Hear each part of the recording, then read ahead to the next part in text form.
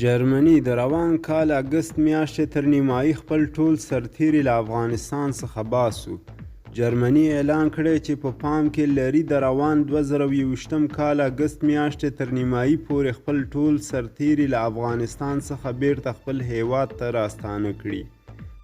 د جرمني د دفاع وزیر انګریډ کارمباور ډي بي آی اژانس سره په خبرو کې ویلي چې یاد بهیر به د ناټو غړو هیوادونو سره یو ځای د می له لومړۍ نیټې پیلوي.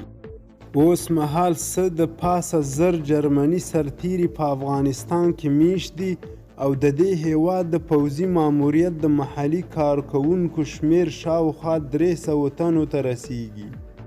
جرمني داسې مهال له افغانستان څخه د خپلو سرتیرو ایستلو ته تیاری نیسي چې د دې هیواد د دفاع وزیر ویلي چې غواړي خپل یو شمیر افغان کارکوونکي هم د امنیت شتون له کبله جرمني ته انتقال کړي.